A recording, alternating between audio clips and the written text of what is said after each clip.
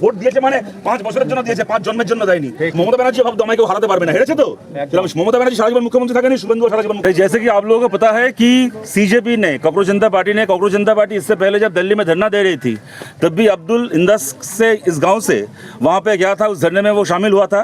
वहाँ पे जो छात्रों ने, देश के युवाओं ने जो मांग रखी, जिसके चलते धर्मेंद्र प्रधान को इस्तीफा देना पड़ा, वो मांग पूरा करने के बाद जैसे कि आप लोगों को पता है कि सीजेपी ने एक बुलावा दिया था, एक कॉल दिया था देश भर में हमारे इलाके के जो सरकारी स्कूल है, जो सरकारी शिक्षा का जो व्यवस्था है, उसकी हाल अभी कैसा है।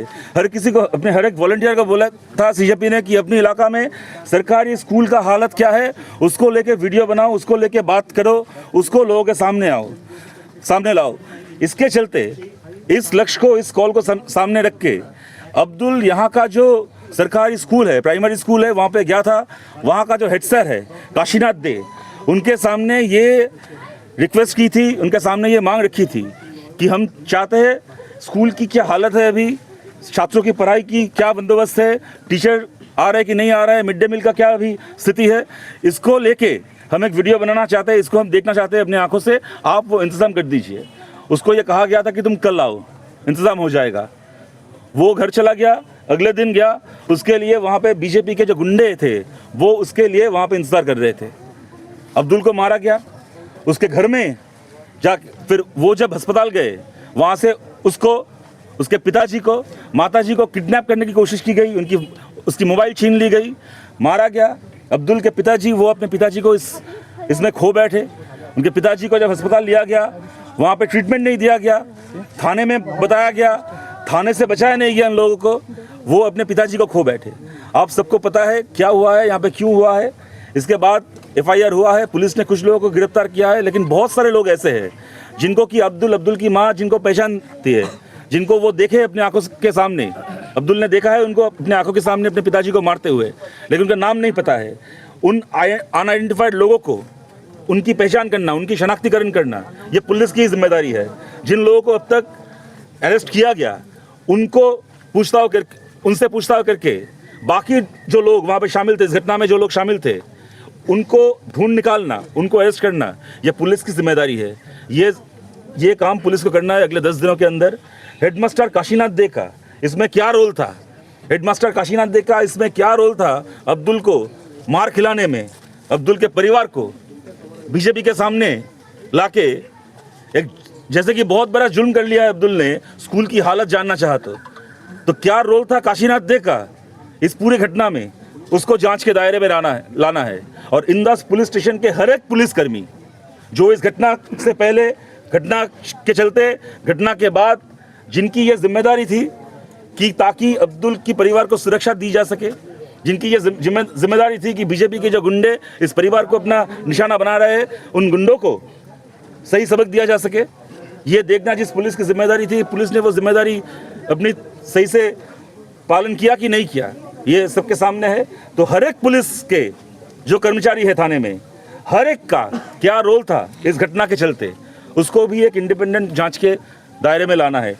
10 दिन के अंदर अगर ये जांच सही से नहीं किया गया, बाकी जो लोग दोषी है उनको गिरफ्तार नहीं किया गया, सही से उनके ऊपर धाराएं लगाई नहीं गई, और काशीनाथ दे का क्या रोल है इस पूरी घटना में, उसका जांच ठीक से नहीं हुआ 10 दिन के अंदर, तो फिर 10 दिन के बाद बांकुरा DM ऑफिस में हम लोग एक शांतिपूर्ण प्रदर्शन में वहाँ पे हम लोग बैठेंगे। सीजेपी ने ये ऐलान किया है, उनके साथ बंगाल के सारी जो जनवादी ताकतें हैं बंगाल के, जो कि चाहते हैं कि राजनीति का मतलब, जिनका मानना है कि राजनीति का मतलब किस पूजा कमेटी को पैसा मिलेगा, किस इमाम को इमाम भाता मिलेगा, मोहर्रम के तजिया को सरकारी मदद मिलेगा कि नहीं, कोई तारकेश्वर में जाएगा तो उनके ऊपर हेलीकॉप्टर से फूल फेंका जाएगा कि नहीं, ये सरकार की जिम्मेदारी नहीं है।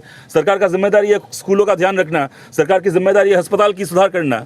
जिन जनवादी ताकतों को, जिन जनवादी पक्षों को ये लगता है कि ये राजनीति होनी चाहिए, उन सबसे हमारी ये आग्रह है कि सीजेपी के साथ हम लोगों को इस लड़ाई में खड़े रहना है, अब्दुल के साथ, अब्दुल के परिवार के साथ, जब तक उनको न्याय नहीं मिलता उनके साथ हम लोगों को खड़े रहना है। और आप ये जान के, आपको दुख भी होगा, आप खुशी भी होंगे जब अब्दुल के सामने, क्योंकि वो अपने पिताजी को खो बैठे, अब्दुल के परिवार को सरकारी मदद दिए जाने की मांग की बात जब आई, तो अब्दुल की मम्मी ने ये बताई कि हमें 1 पैसा कोई मुआवजा, 1 पैसे का कोई कॉम्पेंसेशन नहीं चाहिए, लेकिन अगर सरकार को ये लगता है कि जो हुआ मेरे परिवार के साथ, तो हम मुआवजे के हकदार हैं, हम कॉम्पेंसेशन के हकदार हैं, तो हमें पैसे देने के बजाय उस कॉम्पेंसेशन के पैसे से बंगाल में कहीं भी मेरे अब्बू के नाम से एक इंटरनेशनल स्टैंडर्ड की सरकारी स्कूल बनाई जाए, जिसमें बंगाल के बच्चे पढ़ेंगे, सही शिक्षा मिलेगी, वो ज़िंदगी में आगे जाएंगे।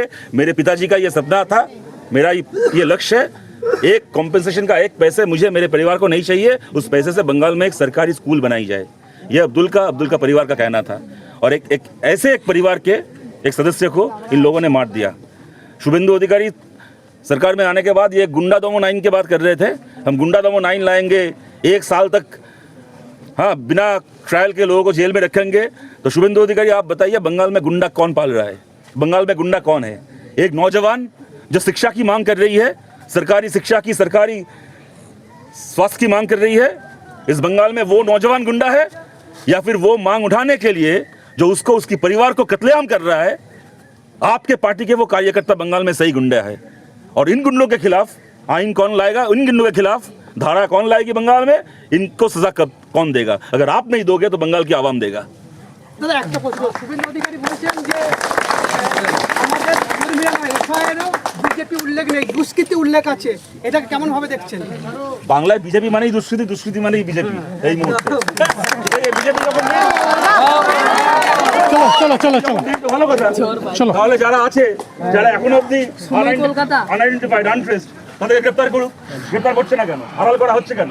নির্মল ধারার কি ভূমিকা আছে? এখানকার এমএলএর কি ভূমিকা আছে? তদন্ত করা হোক। কাশীনাথের কি ভূমিকা আছে? তদন্ত করা হোক।